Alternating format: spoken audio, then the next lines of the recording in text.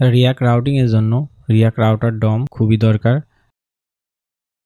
React আসলে single page application, তো এই সিঙ্গেল পেজ অ্যাপ্লিকেশনে ইউআরএল আমরা চেঞ্জটা বুঝতে পারি না বা ইউআরএল দেখা যায় না, এই জন্য এসইওর ক্ষেত্রে আমাদের পারফরমেন্সে কিছুটা ঘাটতি দেখা যায়। তো এই জন্য রিয়াক্ট রাউটার ডম ইউজ করা হয়ে থাকে, খুবই পপুলার লাইব্রেরি। রিয়াক্ট রাউটার ডমের জন্য আমাদের রিয়াক্টের রাউটার ডমের যে সাইট এটাতে আসবো, আসার পর আমরা যদি টিউটোরিয়ালে যাই, তো এইখানে আমাদের যেটা বলা আছে একটা সাইট আমার অলরেডি ক্রিয়েট করাই আছে, তো আমি শুধু রিয়াক্ট রাউটার ডমটা ইনস্টল দিই এইখানে, যেমন npm ইনস্টল রিয়াক্ট রাউটার ডম। টার্মিনালে যাই,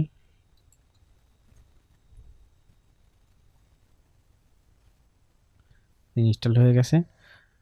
ইনস্টল হওয়ার পরে ওকে, এরপর আমরা একটা এসআরসি ফোল্ডারের ভিতরে এসে একটা ফোল্ডার ক্রিয়েট করব, নাম দিব রাউটার। এর মধ্যে আবার একটা ফাইল ক্রিয়েট করব, এটা আসলে কনভেনশন রাউটার ডট জেএসএক্স। এইখানে একটা রাউটার ডমের যে ফাংশন আছে সিআর ক্রিয়েট ব্রাউজার রাউট, এটা দেওয়ার পর এর মধ্যে আমরা কিছু অবজেক্ট দিয়ে দেবো, অ্যারে অফ অবজেক্ট। পাথ আসলে কোন পাথে যাবে, আমরা হোম পেজ দিই প্রথমের জন্য এটা ডিফল্টে, আর এলিমেন্ট মানে রিয়াক্টের একটা কম্পোনেন্ট এখানে থাকবে, হোম।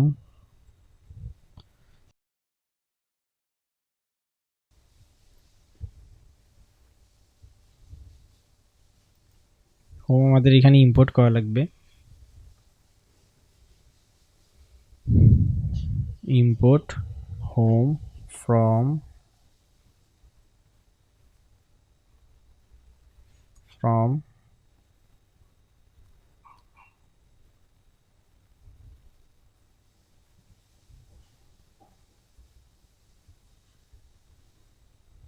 পেজেস, তারপরে হোম। আমরা আর একটা পেজ দিব এখানে, কন্ট্যাক্ট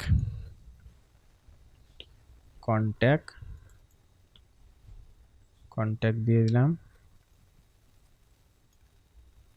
এটা এই অবজেক্টটাই এইখানে একটা কপি করে দিয়ে এখানে নাম দিই কন্ট্যাক্ট।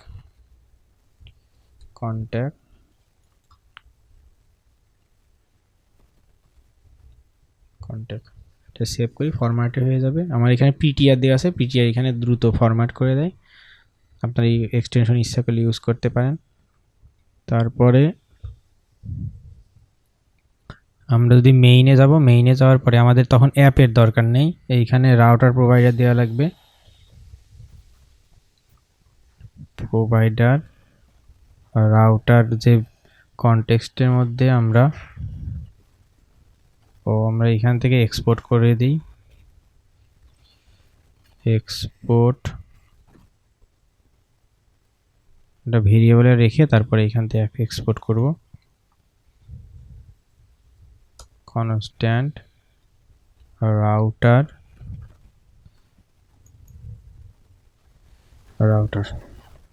এইখানে এসে আমরা ইম্পোর্ট করব রাউটার। এখন যদি আমরা এটা ক্লোজ করি, এরপর আমাদের অ্যাপে যদি যাই, সেক্ষেত্রে আমরা হোমে কোনো কিছু না থাকলে হোম দেখতে পারবো। এখন যদি কন্ট্যাক্টে যদি আসি, কন্ট্যাক্ট পেজ দেখতে পাচ্ছি এইখানে। তেমন আমরা যদি আর একটা পেজ যদি ক্রিয়েট করতে চাই, সেক্ষেত্রে পেজের মধ্যে যে আমরা ইউজার ক্রিয়েট করি, users.jsx। আমরা এখন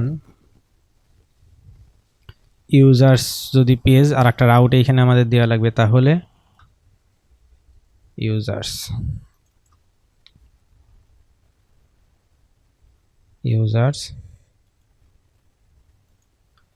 এখন যদি আমরা ইউজার্স পেজে যাই, কন্ট্যাক্টের পরিবর্তে ইউজার্স, দেখেন আমরা এখানে ইউজার্সে আসলে ইউজার পেজকে দেখতে পাচ্ছি। এখন আমরা চাচ্ছি যে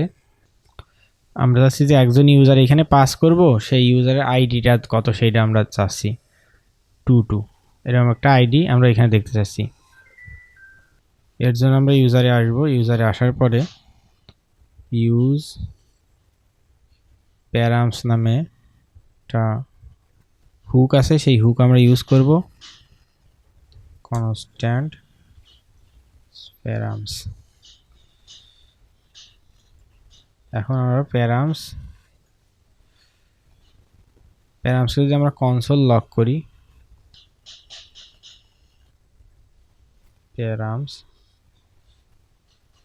প্যারামসের ভিতরে আমরা কনসোল লক করে এবং এইখানে আমরা দেখতে এখানে আমাদের রাউটে উল্লেখ করে দেওয়া লাগবে আইডি। এই দেখেন এইখানে আমরা কিন্তু ইউজার দেখতে, আমরা যদি কনসোলে যাই সেক্ষেত্রে কনসোলে কিন্তু আমরা পুরো অবজেক্ট দেখতে পাবো, এর মধ্যে আইডি হিসাবে দেখতে। আমরা যদি ডিস্ট্রাকচারিং করি একসাথে কিন্তু আমরা আইডি পেয়ে যাব। এইখানে যদি আমরা আইডি দিই তাহলে আমরা সরাসরি ইউজার, যদি আইডি আমরা কনসোলও করতে পারি, আবার এইখানে ডাইনামিকভাবে দেখিয়েও দিতে পারি আইডি। এখানে দেখেন ইউজার 22, এটা কিন্তু আসলে দেখতে পাচ্ছি। এইখানে যদি আমরা ইউজার 22.3 যদি দিই সেইটাই আসলে এইখানে দেখতে পাবো। তাহলে আইডি আমাদের এইখান থেকে এটা আসলে রিসিভ করতে পারছে। তো আমরা যদি এখানে ইউজার আইডি না দিয়ে ইউজার আইডি যদি দিই সেক্ষেত্রে কী হবে, ইউজার আইডি, তাহলে আমাদের এইখানেও সেমভাবে ইউজার আইডি দেওয়া লাগবে। ইউজার আইডি, এখন এইখানে যদি ইউজার আইডি দিই সব জায়গায় ইউজার আইডি দেওয়া লাগবে সেম একইভাবে। আমরা 4-5 এরকম দিলে আমরা রিয়াক্ট রাউটার ডমের মাধ্যমে এইভাবে আমরা কোনো বিষয়কে ডাইনামিক বা এক পেজ থেকে আর এক পেজে যেতে পারবো। আপনারা যদি রিয়াক্ট রাউটার ডমের কমপ্লিট ভিডিও চান, আসলে 2-3টা ভিডিওতে করা যাবে পুরা, তখন রিয়াক্ট রাউটার ডম সর্বোপরি পুরো আইডিয়া পেয়ে যাবেন। চাইলে প্লিজ কমেন্ট দেন, আমি রিয়াক্ট রাউটার ডমের পুরা ভিডিও পাবো যেখানে আপনারা সব রিয়াক্ট রাউটার ডমের সবগুলো ফিচার সম্পর্কে খুব সহজে এবং দ্রুত জানতে পারবেন। ধন্যবাদ।